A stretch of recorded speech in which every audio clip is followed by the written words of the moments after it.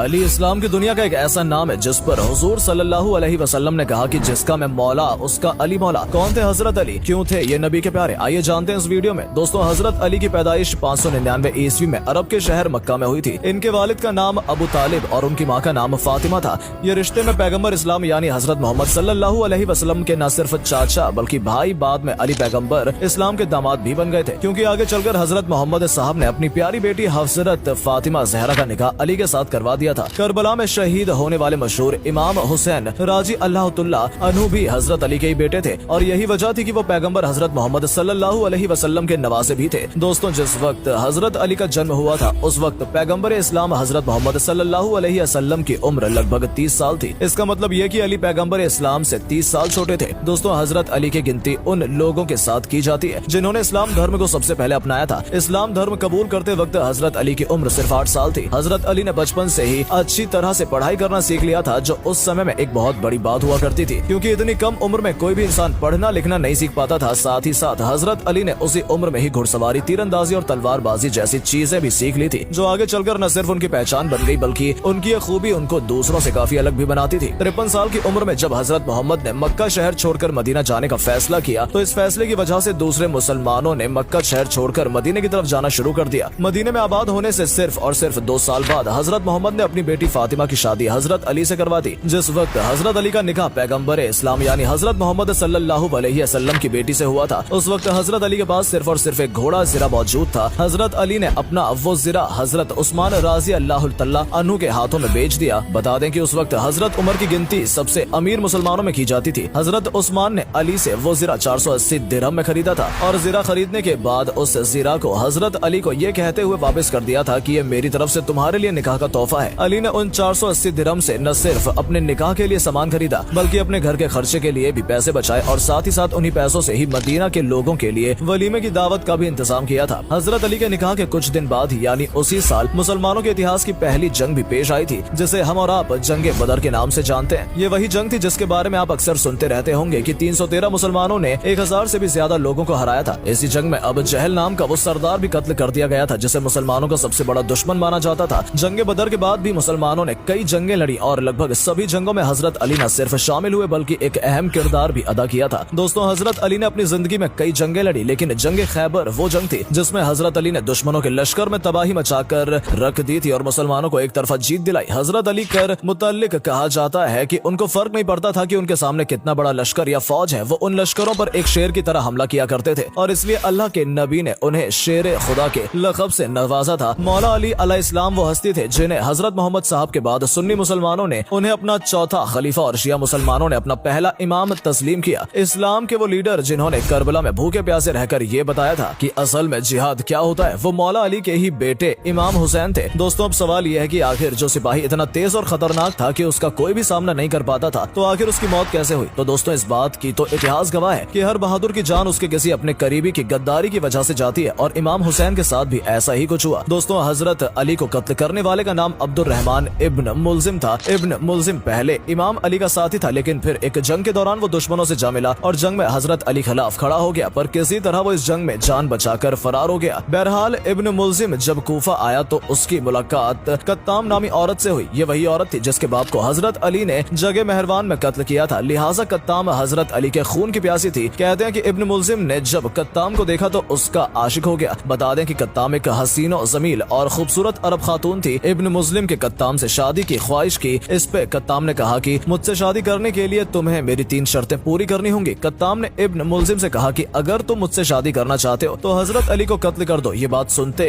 इब्न मुल्जिम दंग रह गया और बोला कि अली को कौन कत्ल कर सकता है, वो एक बहुत बहादुर सिपाही है। फिर कत्ताम ने कहा कि मैं मालो दौलत नहीं चाहती हूँ, लेकिन अली को तुम्हें जरूर मारना होगा क्योंकि उसके द्वारा मेरे बाप का कत्ल किया गया है। लिहाजा इब्न मुल्जिम उससे निकाह की खातिर इस बात पर तैयार हो गया। कत्ताम ने 2 आदमी जिनका नाम वरदान और शबीबी था उनको इब्न मुल्जिम के साथ भेज दिया और 19 रमजानुल मुबारक की सुबह इब्न मुल्जिम मस्जिद जा पहुंचे। उसने कपड़े में जहर से भरी तलवार को लपेटकर कपड़े में छुपा लिया ताकि मौका मिलते ही हजरत अली पर वार कर सके। ये सन 40 हजारी का साल था और माह रमजान के आगाज पर इमाम अली अलैहिस्सलाम की उम्र 63 वर्ष हो चुकी थी। हजरत अली रमजान में अपने बच्चों के घर ही इफ्तार फरमाया करते थे और गजा से 3 लुकमों से ज्यादा न खाते। कुछ बच्चों ने जब इतना कम खाना खाने की वजह पूछी तब हजरत ने फरमाया कि अब कुछ ही समय रह गया, खुदा ताला का फरमान आ चुका है। जाए और मैं चाहता हूँ कि ऐसे वक्त में मेरा पेट खाली हो। 19 रमजान आप अपनी बेटी के घर पर मेहमान थे। इफ्तार में बेटी ने 2 रोटियां, दूध और नमक पेश किया तो आप अलैहिस्सलाम ने खाने से गौर से देखा तो फरमाया दूध का प्याला उठा लो और फिर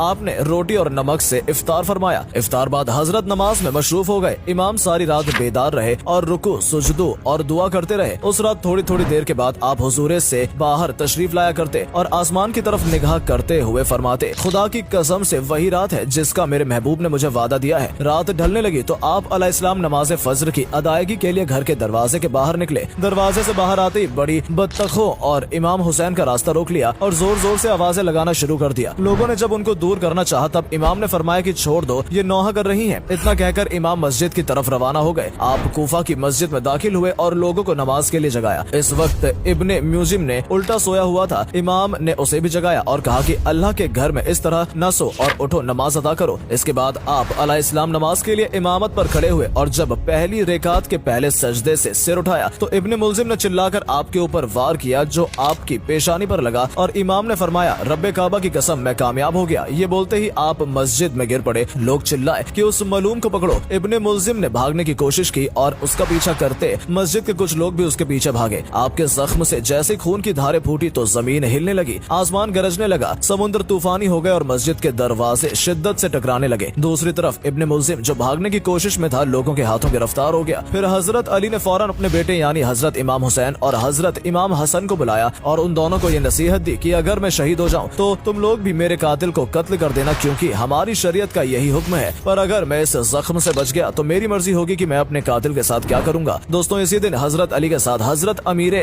मुआविया राजी अल्लाह ताला अन्हु और हजरत अमर बिन आस को भी शहीद करने का मंसूबा बनाया गया था, लेकिन अल्लाह ताला के फजलो कर्म से वो सही सलामत थे। लेकिन हजरत अली इस जख्म की वजह से शहीद हो गए थे, जिस वजह से हजरत अली की शहादत हुई उस वक्त उनकी उम्र लगभग 63 साल थी।